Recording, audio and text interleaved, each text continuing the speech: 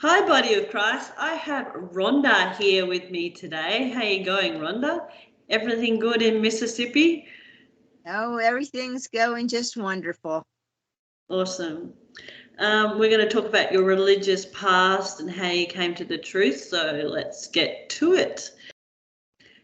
To start off with, what religion or religions were you a part of up until you came across Paul's Evangel? I was raised in the Southern Baptist church. Mm-hmm. For the most part, that's all I was going to, except for the time that I was in Iceland. And obviously, they didn't have Southern Baptist churches up there. But I had gone to an off-base missionary Christian type church, and Okay. basically the same thing. So pretty much just Christianity in your... Right. There was no Pentecostal nonsense. So all Baptist type stuff? Right. Right. Did you go to many churches when you were in religion? Were there like lots of churches? Other than just moving around, we had gone to 2 different churches when I was growing up in the family. Mm-hmm. And other than that, I went to probably 2 other churches whenever I had moved back to the United States. Yeah. But we stayed at the same church for probably 6 years, and one of the churches that we had moved from was to one of the sister churches that of the other one that we left. Mm-hmm. So tell the viewers, people watching, what your experiences were in the churches. Were you involved in activities, and what sort of things what type of experiences did you have? I started out in the choir. Mm-hmm. I did that whenever I was young. Mm-hmm. Other than being in the choir, most of my activity was whenever I was at the missionary Christian church, and they had like a WANA type activity. And it was a small church.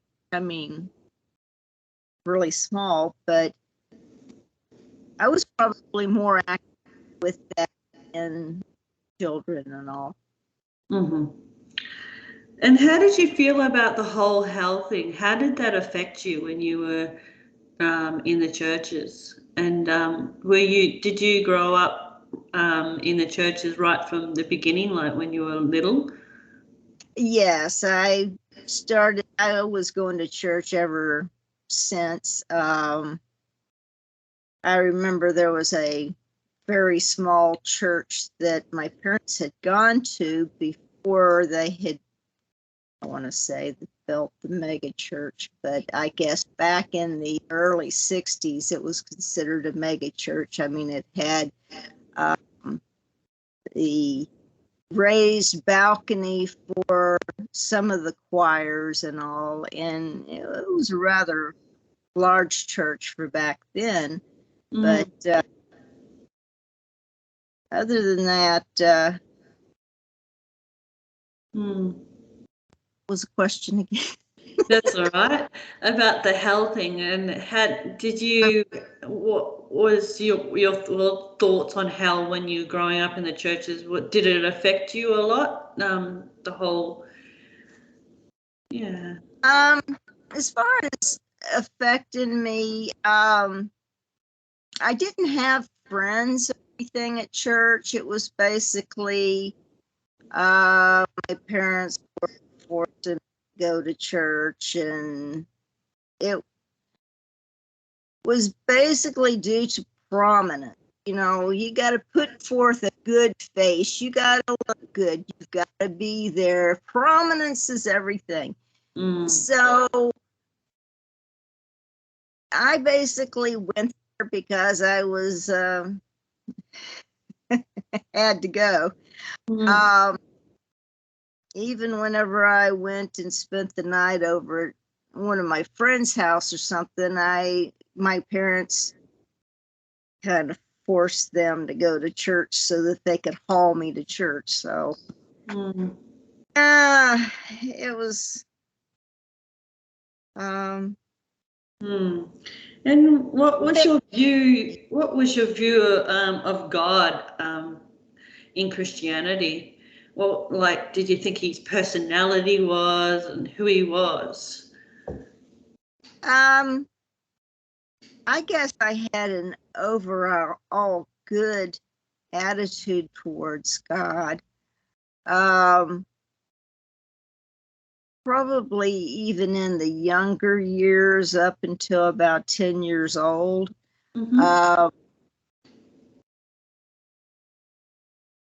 But after 10 years old, I guess it was about 11 years old and all, I got pushed into watching Billy Graham. And then that's mostly whenever the hellfire brimstone went and kicked in. Other than that, there was no need to fear God or anything. Okay. Yeah. So when did you actually decide to leave the churches that decided that it's not going to work anymore? When we left Florida and moved to Iowa, there's nothing Southern Baptist anything up there in Iowa. It's in the upper Midwest, and there's no chance of anything being Southern up there. So for a while, I didn't even attempt to go to a Baptist church. And then one time, one of my daughter's friends had gone and said, well, there's this wonderful Baptist church. You ought to try it out.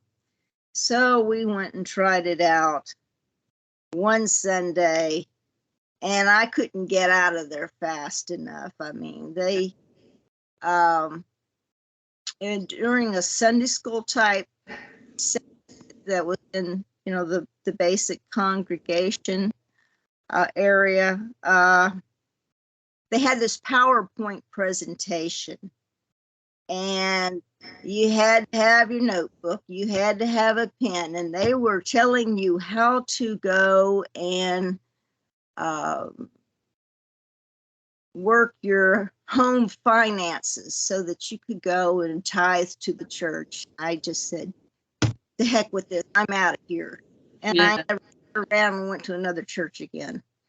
Yeah. Because at that time, I didn't think that any of the churches over the years had developed at all to a more older way of doing things. I figured that they had just gone off the deep edge, and I didn't even try.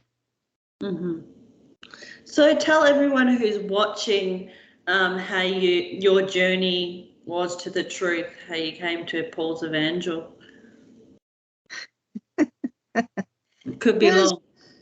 Well, it was quite interesting.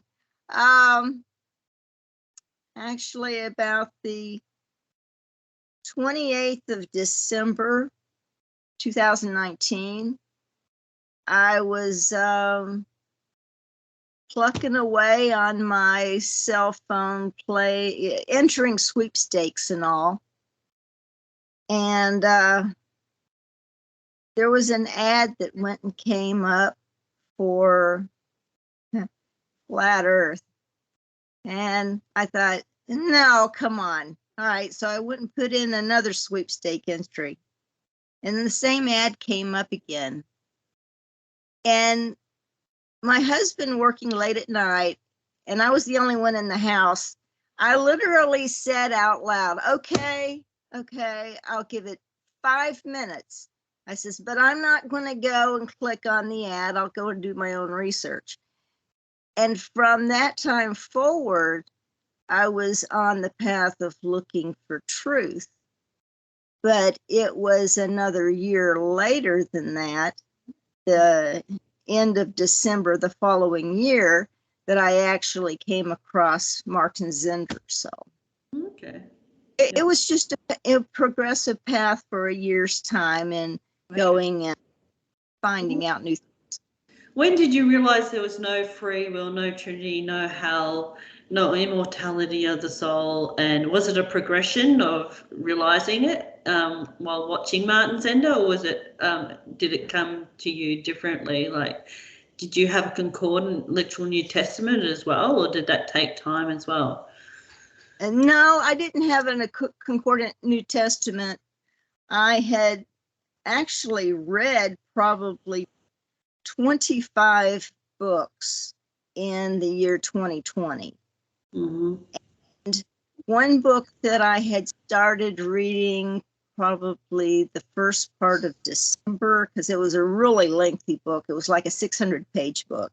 Mm-hmm. And as I read it, the author was going and talking about no hell. Mm-hmm. And it didn't shock me, but whenever I go and read, I'll go and stop and I'll go and do research on my own and looking things up. I mean, I'm not going to go and take something for granted. And like I said, she had gone and mentioned about no hell. Mm-hmm. And I think he had even gone and touched on no free will. Mm-hmm. But just with that, she didn't say anything about the Trinity or eons or anything like that. It was basically more geared towards no hell. So, like I said, I did some research. And that's whenever I stumbled across Martin Zinder's. Oh, yeah. And that would have given you clarity, like understanding of a lot more too, because Martin's good at explaining things and everything. So, yeah. So, when did you come to a realization? When did God call you into the truth exactly? Was it a progression for you, or? It was actually about 2.5 months, because within that time I had gone and ordered the book First Idiot in Heaven. Oh, yeah. And I started reading that. And the one thing in the book that had just really pierced my heart was you believe because you are saved. And I guess I just had tears in my eyes. I just couldn't fully grasp and understand the fact that I believed everything because I was saved, and there was for some reason I didn't question no hell. I didn't question no free will. Of course, over the next year and a half and all, I learned more about it, but I didn't question the fact that there was no Trinity. I didn't question the fact that there was eons, because I was so excited about knowing about the eons. I had explained it to my mother. I showed her the Onian map. I was so excited, and she comes back with, yeah, it's interesting. I was going to ask you, how did your family react to your new, all this stuff that you've told them? I suppose you would have told your family a little bit about the truth, and I'm thinking that you did, and by what you just said, so yeah, they didn't take it well, obviously. They're Christians,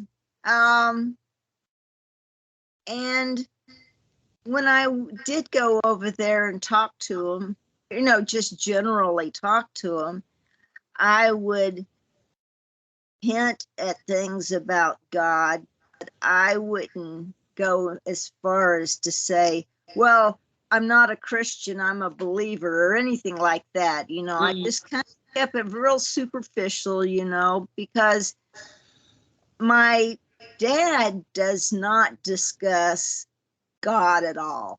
He will Okay. not God.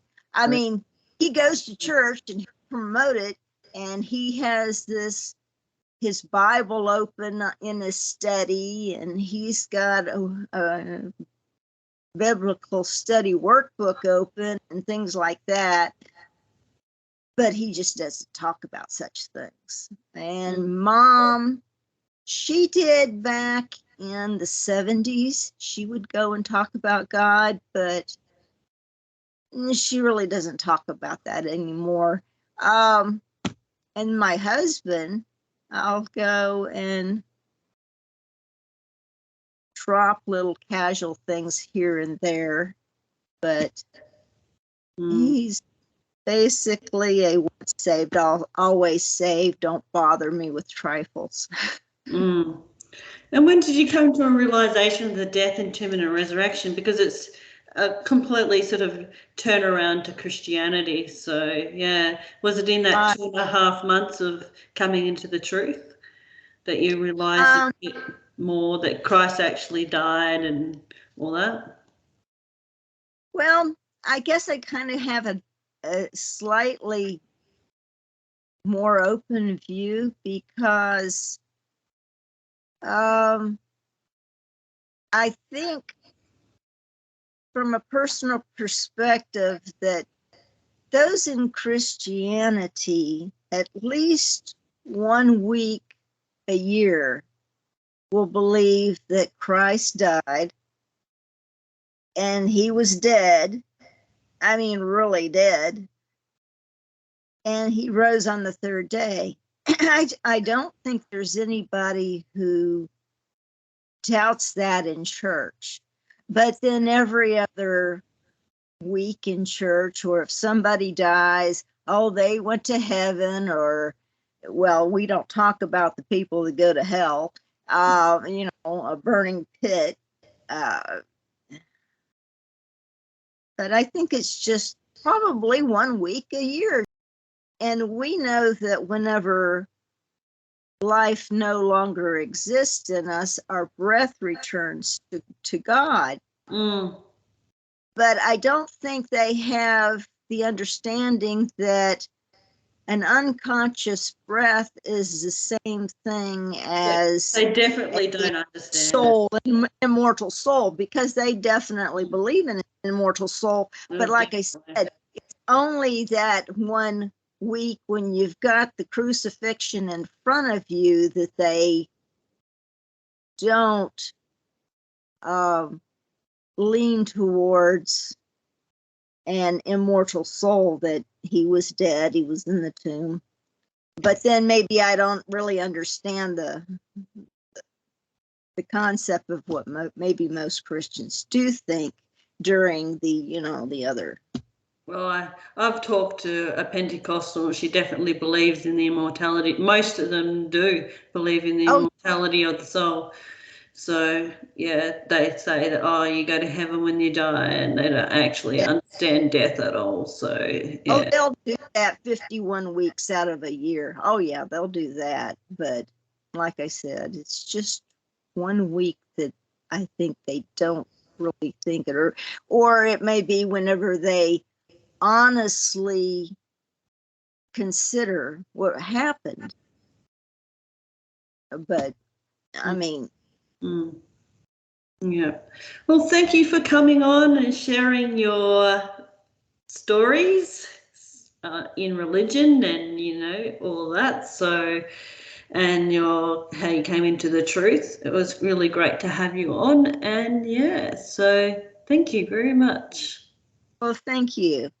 Love, grace, and peace from Australia to the body of Christ.